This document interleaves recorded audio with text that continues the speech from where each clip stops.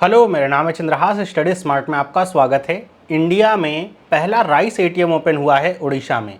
तो एटीएम तो आप सब लोग जानते होंगे, पैसे निकालने के लिए यूज़ करते हैं हम। ऑटोमेटेड टेलर मशीन इसका नाम होता है। लेकिन ये राइस एटीएम है, मतलब इससे पैसे नहीं बल्कि चावल निकलेगा। क्या है मशीन, किस तरीके से काम करती है, कितना चावल देगी, किसके लिए है, सब कुछ हम इस वीडियो में समझेंगे। तो अगर हम स्टार्ट से चलें, जैसा आपको यहाँ पे इस मशीन की फ़ोटो दिख रही होगी, ये पूरी ऐसे मशीन सी है। यहाँ पे आपको दिख रहा होगा बोरी लगी हुई है जिसमें से चावल निकलेगा।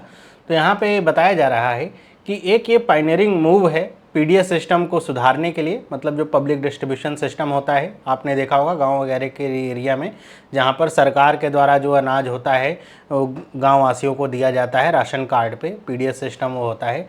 तो उसी में सुधार लाने के लिए इंडिया का जो पहला राइस एटीएम है वो उड़ीसा के भुवनेश्वर में ओपन हुआ है।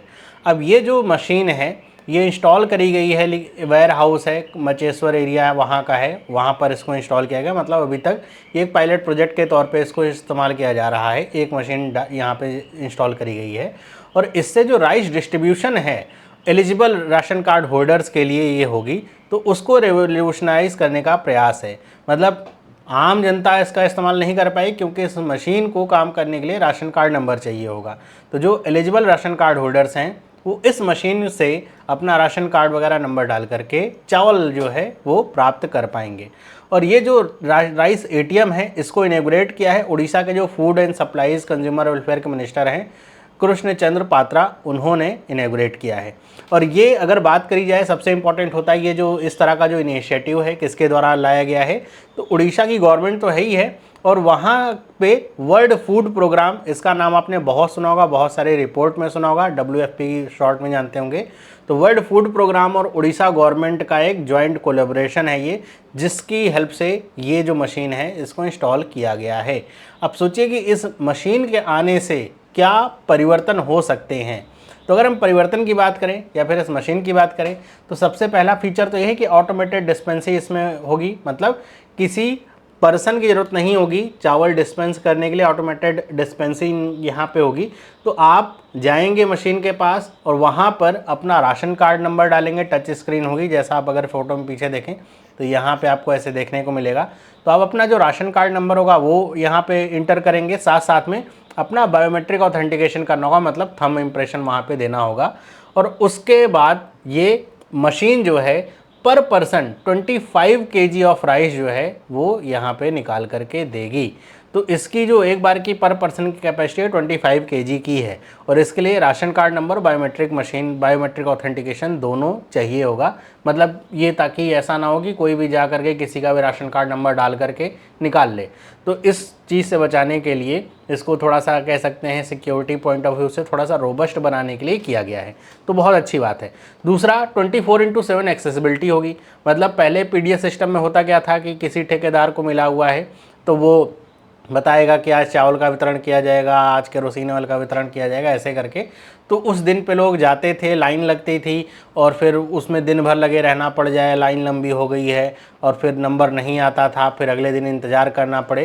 तो इसमें क्या है, एटीएम की तरह काम करेगा, 24/7 होगा कि आपका जब मन करे आपको लेना है, आप अपने सुविधा के अनुसार जाइए एटीएम में, राशन कार्ड नंबर बायोमेट्रिक करके आप अपना जो चावल है वो निकाल के ला सकते हैं। तो आपको लंबा क्यूज़ और ये बेवजह का जो टाइम होता है वो खर्च नहीं करना पड़ेगा। और इस का नाम जो रखा गया है वो अन्नपूर्ति रखा गया। अच्छा, नाम तो इसके सामने यहाँ पे आपको देखने को मिलेगा, ये नाम लिखा हुआ है अन्नपूर्ति, इस एटीएम का नाम है, नाम भी इम्पॉर्टेंट है।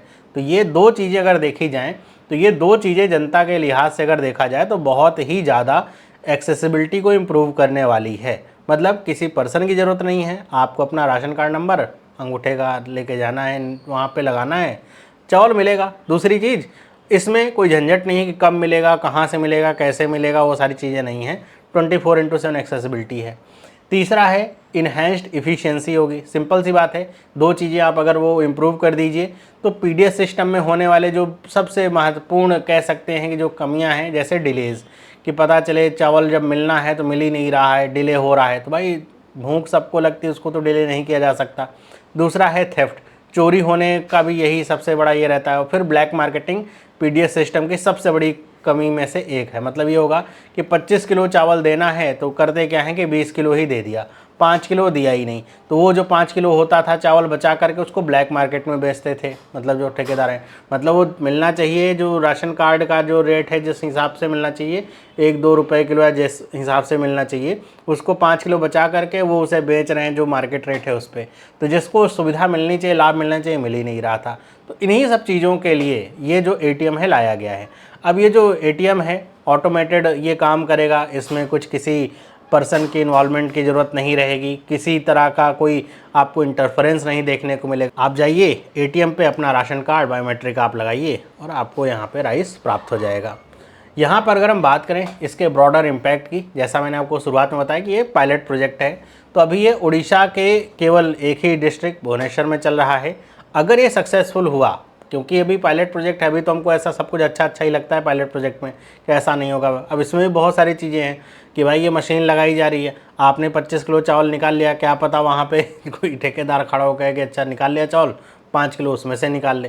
तो इस तरह की बहुत सारी चीज़ें, इसमें दिक्कतें भी आ सकती हैं। कई बार ऐसा भी हो सकता है कि राशन कार्ड और बायोमेट्रिक मिसमैच कर रहे हों, ऐसे केस में चावल कैसे मिलेगा।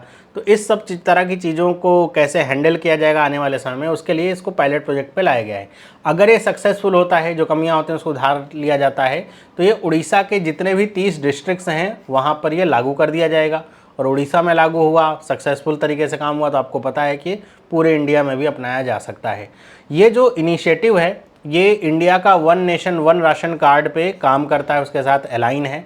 मतलब ये है कि पहले होता है कि आपका मान लीजिए यूपी का राशन कार्ड है, तो आप अगर कोई प्रवासी मजदूर हैं, आपका राशन कार्ड यूपी का बना हुआ है, आप कहीं चले गए साउथ इंडिया में, तो वहाँ पर आपको उस राशन कार्ड पर राशन नहीं मिल सकता था।